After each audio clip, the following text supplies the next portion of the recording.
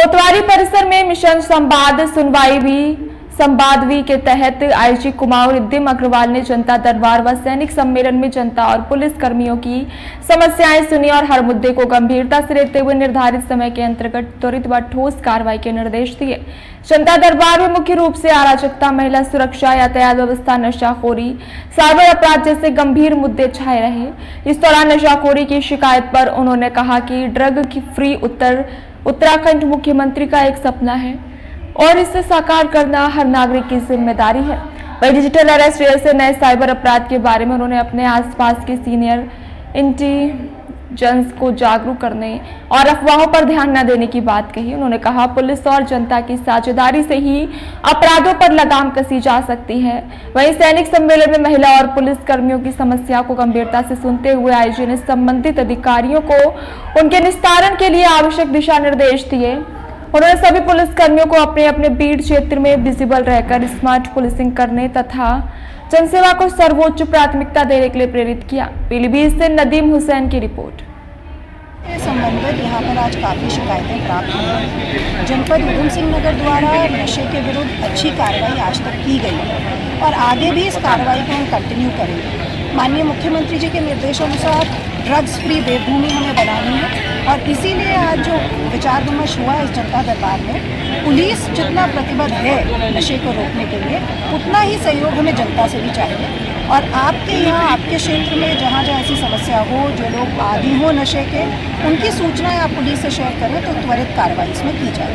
साथ ही साथ जो हैबिचुअल ऑफेंडर्स हैं नशे से कि उनके विरुद्ध हम कार्रवाइयाँ कर रहे हैं, उनके विरुद्ध हम हिस्ट्री शीट्स खोल रहे हैं, उनके विरुद्ध गैंगस्टर्स में कार्रवाई की जा रही है, जिसके तहत उनका सख्त से सख्त जो है न्यायालय से उनको पनिशमेंट मिल सके। उनके मामले आए हैं क्योंकि माननीय न्यायालय के निर्देशानुसार पहले काउंसलिंग कराने का प्रावधान है, तो प्रयास यही रहता है कि हम 3 बार एटलीस्ट काउंसलिंग कराएं दोनों पक्षों की, और काउंसलिंग के बाद भी अगर उनका पारिवारिक सुलह नहीं हो पाता है तो अग्रिम विधिक कार्रवाई की जाए। अग्रिम कार्रवाई में कहीं ये शिकायत आई है कि कुछ केसेस काफ़ी समय से पेंडिंग हैं, जिनको त्वरित निस्तारण करने के निर्देश दिए गए हैं और इसका फॉलोअप रेंज कार्यालय से किया जाएगा।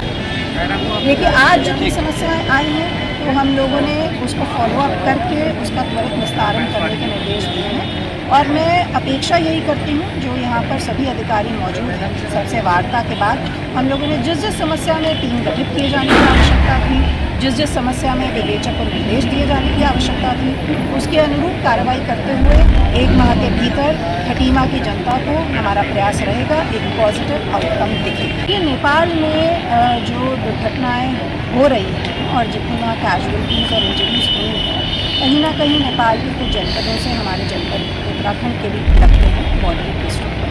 हमारा प्रयास ये है कि जनपद पर भारत सरकार और राज्य सरकार के निर्देशों के क्रम में और अपेक्षा अनुसार सुदृढ़ पेट्रोलिंग की जाए, वहाँ पर गश्त स्ट्रॉन्ग रहे, एसएसपी और लोकल पुलिस के साथ की जा रही है। साथ ही साथ मकसद ये है कि किसी भी प्रकार के criminal elements cross border movement ना करें, नेपाल से भारत में दाखिल ना हो।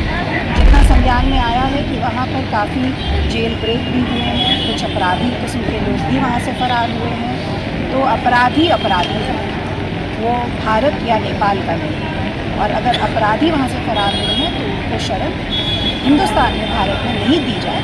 यही एक प्रयास है। निष्पक्षता करने के लिए हमारा प्रयास यही है जॉइंट पेट्रोलिंग जो बढ़ाई गई है एसएसपी और पुलिस के बीच में। साथ ही साथ क्योंकि वन क्षेत्र है तो हम लोगों ने वन विभाग के रेंजर्स, उनके फॉरेस्ट गार्ड्स के साथ ही समन्वय स्थापित करते हुए कार्रवाई कर रहे हैं। और उसके साथ साथ अगर हम लॉन्ग टर्म देखें कि हमारा पोरस बॉर्डर है, हर जगह बैरियर्स नहीं है, हर जगह चेकिंग संभव नहीं है, तो इसलिए अगर वहाँ पर हम सीसीटीवी सर्वेलेंस बढ़ाएं तो इस ओर भी प्रयास किया जा रहा है कि हम जनपदों से इस संबंध में प्रस्ताव। उत्तर प्रदेश से उत्तराखंड बना था 2000 में, तो हमें कुछ पुलिस बल आवंटित हुआ है। उसके बाद जो नियतन है पुलिस बल का वो नहीं बढ़ा है। समय समय पर शासन द्वारा अन्य इकाइयाँ भी यहाँ पर खोली गई हैं, तो इसी नियतन को बढ़ाने के लिए पुलिस मुख्यालय द्वारा कार्रवाई की जा रही है और एक समग्र प्रस्ताव पूरे राज्य का बनाया गया है। वो अभी अंडर कंसिडरेशन है। हम लोग आशा कर सकते हैं